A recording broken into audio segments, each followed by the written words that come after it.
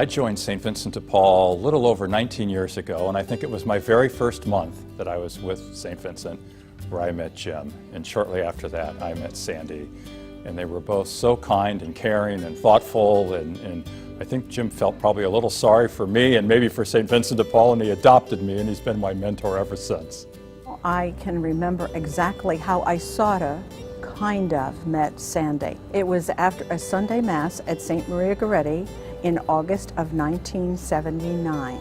We had been in Scottsdale for only 3 weeks, and she was up at the front of the church asking for volunteers and asking us to sign our children up for religious formation, or RE at the time. We met because Mr. Bruner was involved with the city council, but Sandy was also involved in nonprofit organizations. The beauty of inviting Jim Bruner to be part of something is you get Jim and Sandy. They do everything together as a couple. It's such a wonderful marriage, and to see how the two of them make decisions based upon just genuine love for others, their great character, they're very, very special. None of these projects that they get involved in are they doing for themselves as much as they're doing it for their community, their state, and future generations. They are positive kind of leaders that have an attitude that things can be done. For example, the museum here was an ongoing adventure for them for over 30 years.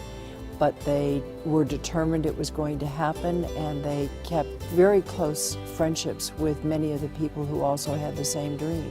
Jim is the epitome of self-effacement. I mean, if he was in this for the publicity, we'd have seen that a long time ago. He does it because he believes in these causes, these efforts. I mean, the Museum of the West in Scottsdale. This is important. It's important to preserve this culture, this heritage, so we can pass it on.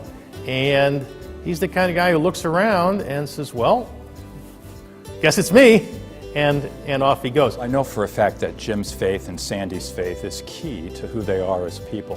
When you look and see so much of the success of our diocese, so much of the success at St. Vincent de Paul, the success at the Catholic Community Foundation, the Charity and Development Appeal, there you'll find Jim and Sandy Bruner.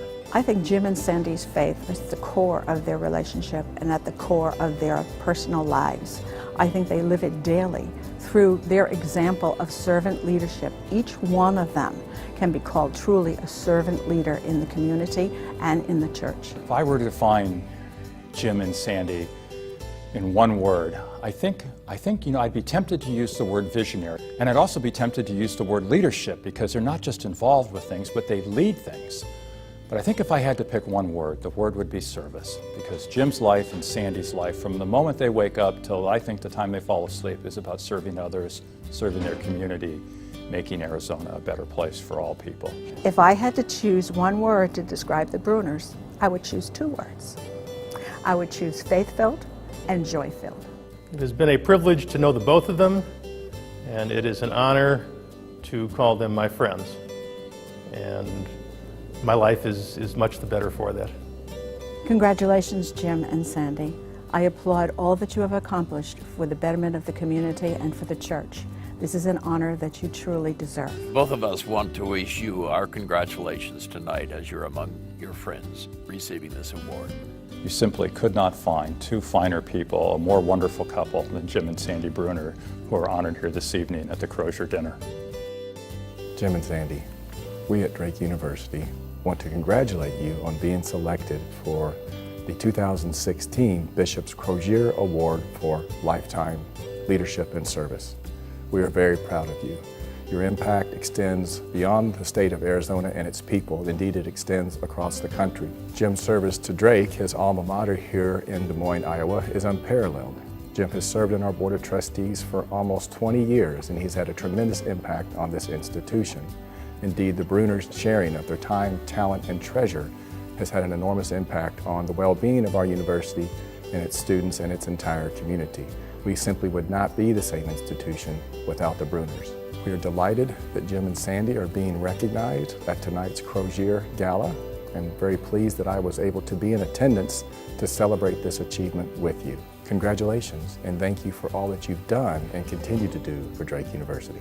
Sandy and Jim, it's an honor for me to have an opportunity to say a few words to both of you. Based on your leadership in this community and your self-service, it's an incredible thing for both of you to receive this honor. I just want you to know on a personal basis what you both mean to me and how when we were alongside each other making pretty difficult decisions as it related to the future of professional sports in this community, and in particular Major League Baseball, the kind of integrity and leadership you showed. You stood by your word, you stood by your principles, and as a result, Major League Baseball became a reality. Thanks again. Jim and Sandy, as a Catholic and on behalf of the state of Arizona, I want you to know what a difference you have made for the people of Arizona.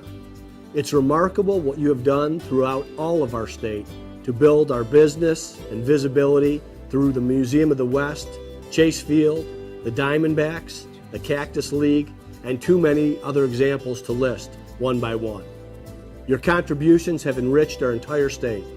But Jim and Sandy, you're not the type of people that would do these things for adulation or attention for the Bruner family. You do them with a deep affection for the place you call home. On behalf of all the citizens in Arizona, we sincerely appreciate the selfless work you've done to make Arizona better. Thank you.